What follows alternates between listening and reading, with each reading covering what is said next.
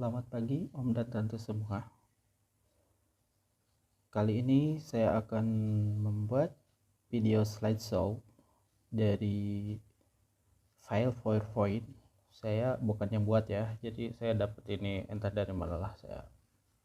Tapi saya buatkan videonya biar Om dan Tante yang belum dapat file ini dapat menyimak terkait P2K3 atau Panitia Pembina Keselamatan dan Kesehatan Kerja atau P2K3. Mari kita lihat slide berikutnya. Mari kita lihat slide yang kedua. Definisi P2K3. Regulasi yang mendasari P2K3 itu bisa kita lihat di Peraturan Menteri Tenaga Kerja tahun 1987, Peraturan Menteri nomor 4, di mana pekerja dan pengusaha mengembangkan kerjasama, saling pengertian, dan partisipasi efektif dalam penerapan ketiga. Dan ini merupakan wadah kerjasama. Jadi P2K3 ini suatu organisasi sebagai wadah kerjasama atau win-win solution antara pengusaha dan pekerja guna untuk meminimalkan atau bahkan menolkan kecelakaan kerja. Oke, kita lihat slide berikutnya. Di slide selanjutnya kita akan melihat latar belakang mencegah terjadinya gangguan keselamatan dan kesehatan tenaga kerja atau penerapan K3 keselamatan dan kesehatan kerja. Kemudian organisasi P2K3 ini tentunya membantu pimpinan perusahaan, dalam hal ini direktur sebagai penanggung jawab perusahaan dalam penerapan keselamatan dan kesehatan kerja. Mari kita lihat dasar hukum P2K3 Panitia Pembina Keselamatan dan Kesehatan Kerja. Dasar hukumnya adalah Undang-Undang Nomor 1 Tahun 1970 di pasal 10 tentang keselamatan kerja, kemudian Peraturan Menteri Tenaga Kerja Nomor Peraturan 04/Menteri/1987, yakni Panitia Pembina K3 serta tata cara penunjukan ahli keselamatan kerja. Jadi nanti ada muncul AK3 umum, ahli keselamatan dan kesehatan kerja. Kemudian dasar hukum berikutnya adalah Peraturan Menteri Tenaga Kerja Nomor Peraturan 02/Menteri/1992, tata cara penunjukan kewajiban dan kewenangan ahli keselamatan dan kesehatan kerja. Oke, kita lihat slide selanjutnya. Di slide selanjutnya, Om dan Tante, kita akan melihat manfaat.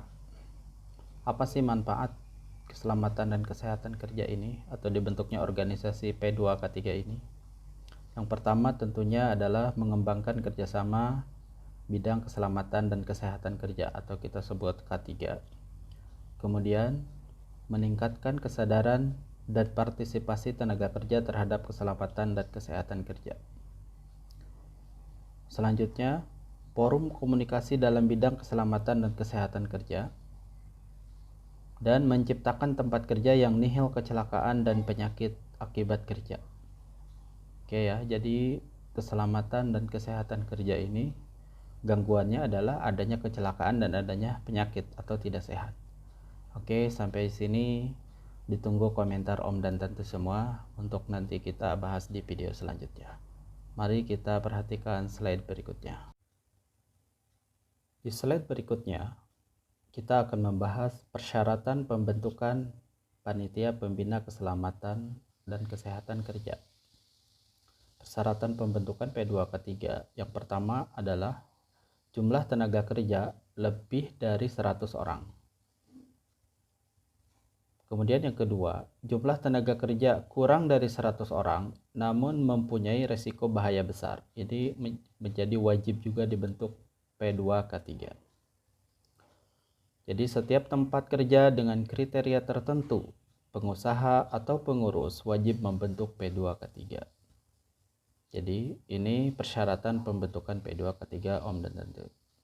Kita bisa lihat di slide ini, pembentukan P2K3, perusahaan membentuk organisasi P2K3, kemudian melaporkan ke Disnaker, tentunya dengan permohonan tertulis dan sekaligus meminta untuk pengesahannya. Kemudian respon dari Disnaker adalah menertibkan SK P2K3 dari perusahaan pemohon, kemudian adanya pelantikan atau pengesahan organisasi P2K3. Oke, kita perhatikan slide selanjutnya. Di slide selanjutnya, kita akan membahas keanggotaan Panitia Pembina Keselamatan Kerja. P2K3 ditetapkan oleh menteri atau pejabat yang ditunjuknya atas usul dari pengusaha atau pengurus yang bersangkutan. Jadi P2K3 boleh mengusulkan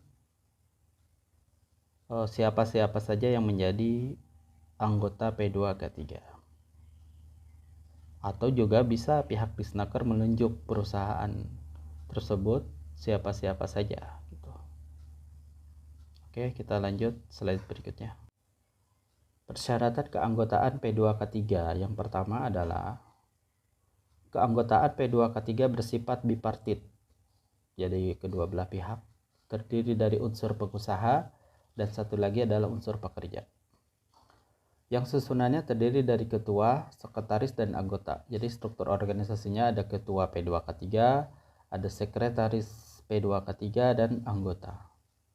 Ketua P2K3 lebih bagus adalah pimpinan perusahaan. Dalam hal ini tentunya direktur perusahaan. Sebagaimana Undang-Undang PT, dia adalah penanggung jawab sebuah perusahaan. Kemudian sekretaris P2K3 adalah ahli K3 dari perusahaan yang bersangkutan. Ahli K3 itu adalah sertifikasi BNSP. Jadi dia harus mengikuti pendidikan dan pelatihan dulu sebelumnya sampai dia berhak menyandang AK3. Dan anggota, wakil dari unit kerja. Jadi di sebuah perusahaan misalnya produksi, manufaktur, ada beberapa divisi, perwakilan dari setiap unit kerja itu bisa menjadi anggota pengurus P2K3 tentunya. Jadi P2K3 ditetapkan oleh menteri atau pejabat yang ditunjuknya atas usul dari pengusaha atau pengurus yang bersangkutan, seperti slide sebelumnya. Sampai sini, jika ada pertanyaan silahkan tulis di komentar. Kita masuk ke job desk. Job description, jadi uraian kerjanya P2K3. Pertama adalah ketua P2K3. Dalam hal ini adalah memimpin semua rapat, menentukan langkah, kebijakan demi tercapainya program K3, mempertanggungjawabkan pelaksanaan program K3 kepada direksi, memonitor dan mengevaluasi pelaksanaan program K3 di perusahaan. Itu job desk untuk kedua P2K3. Pun job desk untuk sekretaris P2K3. Yang pertama, membuat undangan rapat dan notulen rapat. Kemudian mengelola administrasi surat-surat P2K3, pengarsifan. Kemudian mencatat data-data yang berhubungan dengan keselamatan dan kesehatan kerja. Kemudian memberikan bantuan atau saran yang diperlukan seksi-seksi di P2K3 ini. Dan tentunya membuat laporan ke Disnaker setempat. Baik itu berupa permohonan, baik itu penerimaan surat, baik itu laporan-laporan atas kejadian-kejahatan dalam hal keselamatan dan kesehatan kerja. Kita perhatikan slide selanjutnya. Sekarang kita lihat job desk untuk anggota P2K3. Anggota P2K3 memiliki job desk yang pertama melaksanakan program-program yang telah ditetapkan sesuai dengan seksi masing-masing. Kemudian melaporkan kepada ketua atas kegiatan yang telah dilaksanakan. Seksi-seksi yang dimaksud adalah sesuai kebutuhannya. Slide selanjutnya kita akan melihat jumlah dan susunan P2K3. Jumlah tenaga kerja lebih dari 100 orang. Jumlah anggota sekurang-kurangnya 12 orang, terdiri 6 orang mewakili pengusaha atau pengurus dan 6 orang mewakili tenaga kerja. Jadi jika tenaga kerja lebih dari 100 orang ya Om dan Tante. Kemudian jumlah tenaga kerja antara 50 sampai 100 orang. Jumlah anggota sekurang-kurangnya 6 orang, terdiri dari 3 orang mewakili pengusaha dan atau pengurus, serta 3 orangnya mewakili tenaga kerja. Bagaimana jika jumlah tenaga kerja kurang dari 50 orang, tetapi memiliki resiko bahaya kecelakaan kerja yang besar? Maka jumlah anggota sekurang-kurangnya 6 orang, terdiri dari 3 orang mewakili pengusaha dan 3 orang mewakili tenaga kerja. Jika jumlah tenaga kerja kurang dari 50 orang dalam kelompok individu kecil, jumlah anggota P2K3 sekurang-kurangnya 6 orang, yaitu mewakili perusahaan. Oke, kita perhatikan slide selanjutnya. Tugas pokok. Tugas pokok P2K3 ini yaitu memberikan saran dan pertimbangan di bidang keselamatan dan kesehatan kerja atau kita sebut K3 kepada pengusaha atau pengurus tempat kerja, baik itu diminta maupun tidak. Misalnya, ketika pengurus P2K3 ini melihat potensi kecelakaan, misalnya karena ada barang berputar, kemudian tidak ada visual management, misalnya garis pengaman atau batas pengaman, sementara itu adalah barang berputar, sementara ada orang yang kerja bisa berjalan, bisa mundur, itu berisiko sehingga dia mengusulkan untuk membuat pembatas untuk keamanan. Mungkin seperti itu. Kita lihat slide selanjutnya. Fungsi P2K3 ini yang pertama menghimpun dan mengolah data K3 keselamatan dan kesehatan kerja ini. Datanya tentunya harus dibuatkan resume. Yang kedua, membantu menunjukkan dan menjelaskan kepada tenaga kerja, kepada para pekerja. Yang pertama adalah faktor bahaya, risiko, kemudian faktor yang mempengaruhi efisiensi dan produktivitas kerja, kemudian alat pelindung diri, kemudian cara dan sikap kerja yang benar dan aman. Jadi ini sebagai fungsi P2K3 sehingga akan meminimalkan terjadinya kecelakaan kerja dan suasana kerja pun akan terjamin kesehatannya. Oke, kita perhatikan slide selanjutnya. Fungsi yang ketiga adalah membantu pengusaha atau pengurus. Yang pertama dalam hal mengevaluasi cara kerja, proses dan lingkungan kerja. Kemudian tindakan koreksi dan alternatif, mengembangkan sistem pengendalian bahaya, mengevaluasi penyebab kecelakaan dan penyakit akibat kerja, mengembangkan penyuluhan dan penelitian, pemantauan gizi kerja dan makanan, kemudian memeriksa kelengkapan peralatan K3, pelayanan kesehatan dan tenaga kerja, mengembangkan lab dan interpretasi hasil pemeriksaan, menyelenggarakan administrasi K3. Kemudian fungsi berikutnya, keempat, membantu menyusun kebijakan manajemen keselamatan dan kesehatan kerja dan pedoman kerja. Kita lihat slide program kerja. Apa aja sih program kerjanya? Yang pertama tentunya safety meeting. Jadi meeting keselamatan. Kemudian berikutnya inventarisasi permasalahan keselamatan dan kesehatan kerja, baik fisik maupun psikis. Kemudian identifikasi dan inventarisasi sumber bahaya. Kemudian penerapan norma K3, inspeksi secara rutin dan teratur, penyelidikan dan analisa kecelakaan. Program kerja selanjutnya adalah pendidikan dan latihan, adanya training keselamatan, misalnya penggunaan hidran, AVAR, atau penanganan P3K, kemudian prosedur dan tata cara evakuasi. Jadi kita nanti dengan adanya P2K3 itu memudahkan kebutuhan-kebutuhan terkait keselamatan dan kesehatan kerja, laporan pertanggungjawaban, serta penelitian lebih lanjut. Di slide berikutnya, kita akan melihat contoh-contoh surat dari perusahaan ke Disnaker. Mari kita perhatikan. Panitia Pembina Keselamatan dan Kesehatan Kerja perusahaan, tulis nama perusahaan, kemudian alamat lokasi perusahaan. Dari Panitia Pembina Keselamatan dan Kesehatan Kerja, kepada yang terhormat pimpinan perusahaan, dalam ini direksi, merekomendasikan satu, misalnya apa bahaya potensialnya, misalnya tumpukan besi, tumpukan kawat, misalnya. Di kolom ketiga di baris pertama, kemungkinan kecelakaan, misalnya penahan kawat kemungkinan tidak kuat, rekomendasi ditambahkan penahannya, misal seperti itu. Kemudian rekomendasi ini bisa ditembuskan kepada Disnaker setempat, tentunya dicantumkan pengurus, tanda tangan ketua P2K3, dan waktu, tanggal, bulan, tahun tentunya. Kita lihat contoh form selanjutnya. Lihat adalah rekomendasi, kemudian ini adalah contoh laporan. Laporan dibuat oleh ketua P2K3, dikirimkan kepada Disnaker setempat ketika ada yang perlu dilaporkan.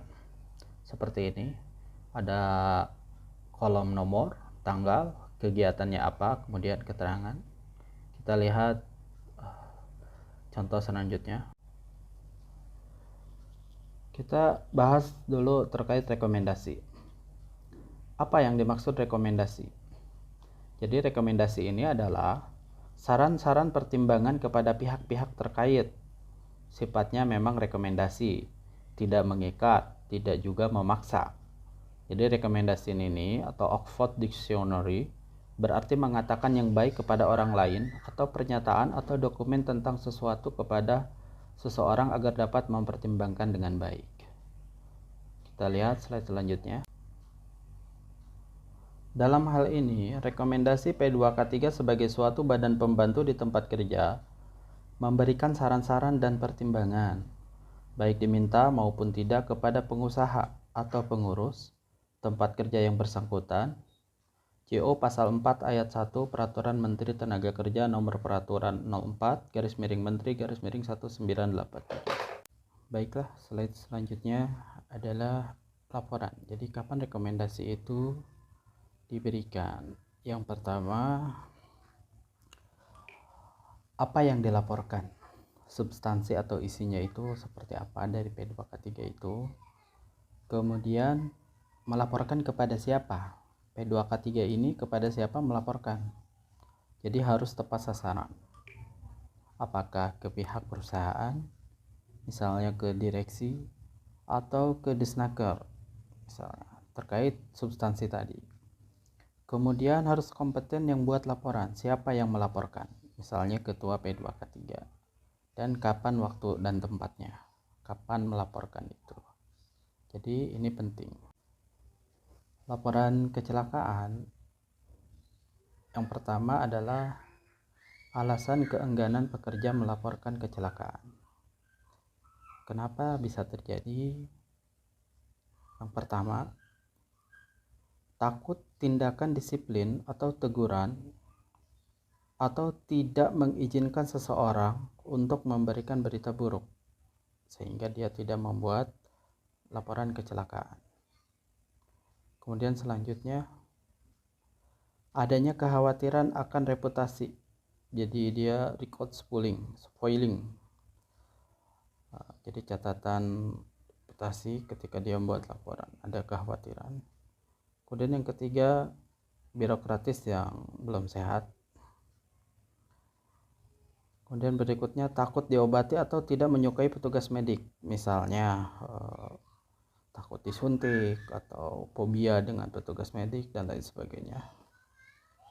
Kemudian menghindari terhentinya pekerjaan gara-gara buat laporan, kehilangan pekerjaan. Itu salah satu ketakutan dari para pekerja. Kemudian ingin menjaga catatan pribadi yang bersih. Selanjutnya, menghindari pekerjaan, kemudian ingin menjaga catatan pribadi yang bersih, atau khawatir catatan penilaian negatif, konduite yang tidak baik.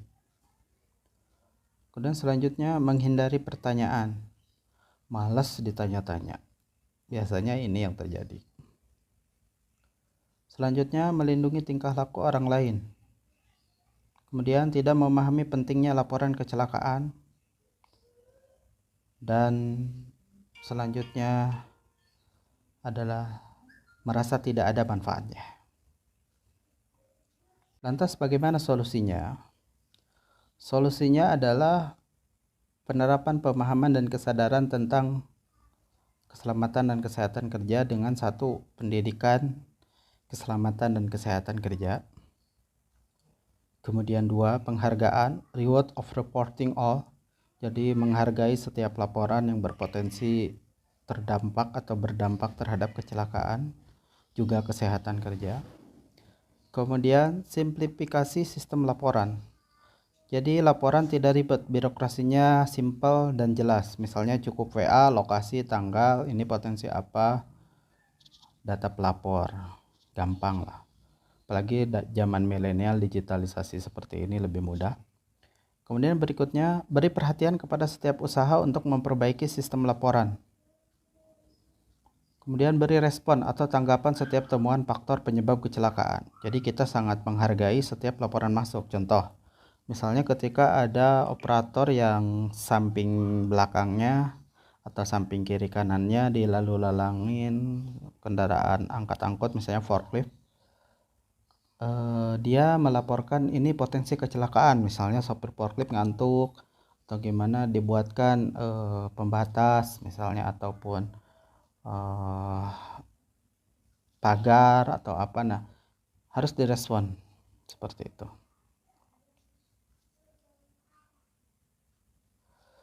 Kemudian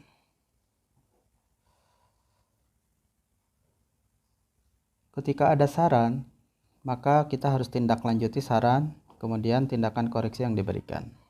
Laporan kecelakaan kerja itu akan efektif apabila berisi temuan faktor penyebab kecelakaan kerja yang tepat, kemudian dapat membantu rencana perbaikan, problem solver atas kecelakaan tadi dengan tepat dan efektif atau tepat sasaran. Kemudian laporan dapat efektif bila diinvestigasi kecelakaannya dan dilakukan dengan optimal. Jadi ini slide ini bukan slide saya, tapi saya buatkan videonya. Semoga bisa lebih bermanfaat buat om, tante, atau sahabat semua yang mempelajari tentang P2K3. Referensi Peraturan Menteri Tenaga Kerja Nomor Peraturan 03/Menteri/1998 tentang tata cara pelaporan dan pemeriksaan kecelakaan kerja. Investigasi kecelakaan. Investigasi kecelakaan yang baik, satu, mengungkap data dan fakta secara maksimal. Penyebabnya apa, korbannya apa, kerugiannya apa, lokasi, waktu, detail. Kemudian mengumpulkan informasi maksimal, detail tadi, dan menarik kesimpulan secara tepat, sehingga problem solvernya jelas. Sementara untuk perbaikan selanjutnya atau continuous improvement, jadi perbaikan terus-menerusnya, tindakan perbaikan, satu, buat sebanyak mungkin alternatif tindakan koreksi. Satu atau dua saran tidak dapat memberikan upaya pencegahan secara maksimal. Tindakan perbaikan dapat dilakukan terhadap peralatan, lingkungan kerja, pekerja, atau juga manajemen. Kemudian saran pendapat dari pekerja.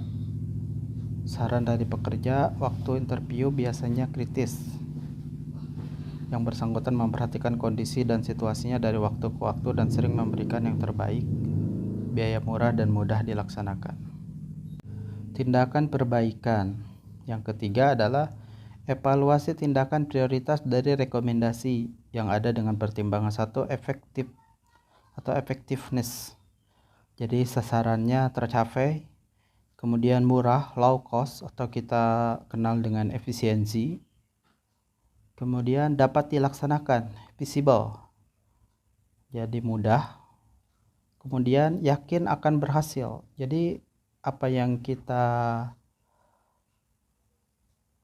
planningkan untuk tindakan prioritas itu yakin akan berhasil, reliable, kemudian acceptable atau dapat diterima, dan juga bermanfaat terhadap produktivitas atau meningkatkan produktivitas, effect on productivity, jadi memberikan nilai tambah, value added. Kemudian waktu yang dibutuhkan untuk menerapkan ini simple. Waktu yang dibutuhkan untuk menerapkan, time required to implement, jelas